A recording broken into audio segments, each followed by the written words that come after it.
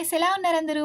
ఈ రోజు మన వీడియో వచ్చేసి కుబేర కుంచ లేదా ధనలక్ష్మి కుంచని మనం ఎలా అలంకరించుకోవాలి, దానిలో ఏ వస్తువులు వేయాలి, అలానే ఏ లోహంలో మనకి ఇది అవైలబుల్లో ఉంటుంది అని చాలా డౌట్స్ ఉంటాయి కదా. వీడియో మొత్తం స్కిప్ చేయకుండా చూడండి, డౌట్స్ మొత్తం క్లియర్ చేసేసుకుందాం. ఫస్ట్ అయితే ఈ ధనలక్ష్మి కుంచ అనేది మనకి వెండి, రాగి ఇంకా ఇత్తడి 3 లోహాల్లో మనకి బయట అవైలబుల్లో ఉంటుంది. సో నా పూజా కబోర్డ్ అయితే చాలా చిన్నది కాబట్టి నేను చిట్టి ఈ సిల్వర్లో తీసుకున్నాను ఈ కుబేర కుంచ అనేది. దానిలో మనం ఏమేం వస్తువులు వేసుకోవాలి అది మొత్తం చూసేద్దాము. ఫస్ట్ అయితే మనం ఒక ప్లేట్లో మనం దాన్ని పెట్టుకుంటాం కదా, చిన్ని ప్లేట్. ఆ ప్లేట్ని అయితే మనం నీట్గా మనం సుగంధ ద్రవ్యాలు యాడ్ చేసిన గంధంతో మనం దాన్ని అలంకరించుకోవాలి. ఎందుకంటే అమ్మవారికి సుగంధ ద్రవ్యాలు అంటే ఇష్టం కాబట్టి ఆ గంధంలో నేను కొంచెం జవ్వాదు, కొంచెం పచ్చకర్పూరం వేసి రోజ్ వాటర్తో మిక్స్ చేశాను అనమాట. సో దాంతో నేను ఆ కుబేర కుంచ పెట్టుకునే ప్లేట్ని అనేది అలంకరిస్తున్నాను. అమ్మవారి అలంకరణ అంటే ఇష్టం కాబట్టి ఎంత బాగా అలంకరిస్తే మనకు అంత మంచిది. కొంతమంది ఈ కుబేర కుంచ ఇప్పటిదాకా తెచ్చుకొని వాళ్ళు ఉంటే, ఇప్పుడు శ్రావణ మాసం వస్తుంది కదా, ఎవరైనా తెచ్చుకొని వాళ్ళు ఉంటే తెచ్చుకుంటారు అని చెప్పేసి నేను ఈ వీడియో అయితే చేస్తున్నాను. కంపల్సరీ ఎవరైనా లేని వాళ్ళు ఉంటే కనుక చక్కగా మనం ఈ శ్రావణ మాసం చక్కగా మనకు కలిసి వస్తుంది కాబట్టి ముందే మనకి త్వరలోనే ఉంది కాబట్టి తెచ్చేసుకోండి. ఏ వారం తెచ్చుకోవాలి అంటే గురువారం కానీ శుక్రవారం కానీ తెచ్చుకోండి, చాలా మంచిది. అండ్ ఈ విధంగా అయితే మనం చక్కగా ప్లేట్ని అయితే అలంకరించేసుకోవాలి.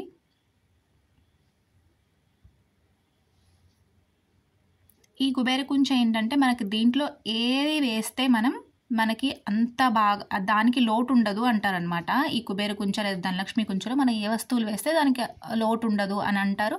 కొన్ని మనం నచ్చిన ఐటమ్స్ అంటే అమ్మవారికి ఇష్టమైన ఐటమ్స్ వేసేవాళ్ళు కూడా కొంచెం పెద్దది తీసుకున్నాం అనుకోండి, ఎక్కువ ఐటమ్స్ అనేవి దానిలో పడతాయి మనకి. నేనైతే నా పూజ రూమ్ చాలా చిన్నదనమాట, సో అందుకనే నేను చిన్నది తీసుకున్నాను. ఈ విధంగా నేనైతే కుంచని కూడా చక్కగా అలంకరిస్తున్నాను. నేను అంతకుముందు వీడియోలో పోస్ట్ చేశాను కదా, ఒక 11 మంగళకరమైన వస్తువులు. కొంచెం పెద్ద కుంచ అయితే మనం అవన్నీ వేసుకుంటే కూడా చాలా మంచిది.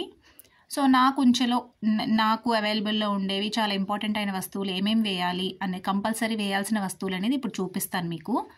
సో ఈ విధంగా నేను అలంకరించేసుకొని నా ప్లేట్లో అయితే పెట్టేసుకున్నాను. నెక్స్ట్ ఇప్పుడు నేను చూపిస్తున్నాను.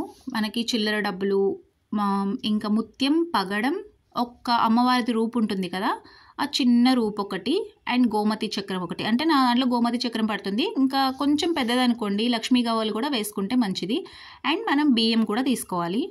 కొంచెం బియ్యంతో నింపి తర్వాత ముత్యం, పగడం వేసి మళ్ళీ కొంచెం బియ్యంతో మనం ఫిల్ చేసేసుకొని ఆ అమ్మవారిది చిన్న లాకెట్ ఉంటుంది కదా లక్ష్మీదేవి అమ్మవారిది, అది వేసుకోవచ్చు. అండ్ వెండి ఉంటే మీ దగ్గర వెండిది ఏదైనా వస్తువు ఉంటే కూడా వెండి కూడా వేసుకోవచ్చు. రాగి నాణేలు అలాంటివి వేసుకోవచ్చు. ఇంకా చిట్టి గాజులు వేసుకోవచ్చు. అమ్మవారికి తామర పూలు ఇష్టం కాబట్టి తామర గింజలు వేస్తారు అలా అనమాట. నా దగ్గర నా కుంచెలో ఏవైతే పడతాయో నేను అవి వేస్తున్నాను. ముత్యం, పగడం, ఇంకా బంగారం కానీ వెండి కానీ, మనకి గోమతి చక్రం, ఈ రూపాయి కాయిన్, ఇవైతే కంపల్సరీ మనం పెట్టుకోవాలన్నమాట. సో నేనైతే అలా ఫిల్ చేశాను కదా. సో రూపాయి కాయిన్ ఒకటి పెట్టుకున్నాను. నిండుగా పోసుకున్న తర్వాత పైన గోమతి చక్రం చక్కగా నేను గంధం ఇంకా కుంకుమతో అలంకరించిన గోమతి చక్రాన్ని కూడా పెట్టుకున్నాను. ఇవైతే నేను దాంట్లో వేస్తానన్నమాట. కంపల్సరీ మనం వేయాల్సిన వస్తువులు ఇవి. ఇంకా ఎక్స్ట్రా అంటే మనం తామర గింజలు, లక్ష్మీ గవ్వలు అలా ఏవైనా వేసుకోవచ్చు. సో నేనైతే ఈ ప్లేట్ని చక్కగా మనం చిల్లర డబ్బులు ఉంటాయి కదా వాటితో చక్కగా అలంకరించేసుకోవడమే. ఫస్ట్ మనం ఎక్కడైతే కుంచెని పెడుతున్నామో దాని కింద ఒక కాయిన్ పెట్టుకొని దాని మీద ఈ కుంచెని ఏర్పాటు చేసుకొని చక్కగా చుట్టూ కూడా మనం చిల్లర నాణ్యాలు ఉంటాయి కదా వాటితో నీట్గా చక్కగా అలంకరించుకోవడమే. చూసారు కదా నేను ఏ విధంగా అలంకరిస్తున్నానో అలాగా చక్కగా అలంకరించుకుంటే చాలా బాగుంటుంది. అండ్ ఇది వచ్చేసి అమ్మవారి పక్కన లేదా అమ్మవారికి ముందు చిన్న స్టూల్స్ వస్తున్నాయి కదా ఇప్పుడు మనకి ఆన్లైన్లో చిట్టివి, వాటిలో చక్కగా దాని మీద పెట్టేసుకుంటే సరిపోతుంది. ఆర్ అమ్మవారి ముందు చక్కగా మనం పెట్టుకున్నా కూడా చాలా మంచిదన్నమాట. పూజా రూమ్లో చాలా మంగళకరమైన ఒక ఐటెం అనమాట ఇది. చాలామందికి తెలియకపోవచ్చు కానీ తెలిసి కూడా ఉంటుంది. తెలియని వాళ్ళు ఉంటే చక్కగా ఈ శ్రావణ మాసం ఎలాగో మనకి ముందే ఉంది కాబట్టి తెచ్చుకొని పెట్టేసుకోండి. ఈ విధంగా అలంకరించుకున్న తర్వాత మనం రోజు నిత్య దీపారాధన చేస్తాం కాబట్టి ఎలాగో మనం స్పెషల్గా వేరే చోట ఏం పెట్టట్లేదు, పూజ రూమ్లోనే పెడుతున్నాం కాబట్టి నార్మల్గా మనం నిత్య పూజలో ఇలా చేసేసుకోవడమే. అండ్ రోజు కూడా ఇలా పూలతో అలంకరించుకోవాలి. ఈ బియ్యాన్ని వచ్చేసి మనం 3 monthsకి ఒకసారి చేంజ్ చేసుకొని మనం పాయసం వండుకున్నప్పుడు దాంట్లో వేసుకుంటే సరిపోతుంది. వీడియో నచ్చితే లైక్, షేర్ అండ్ సబ్స్క్రైబ్.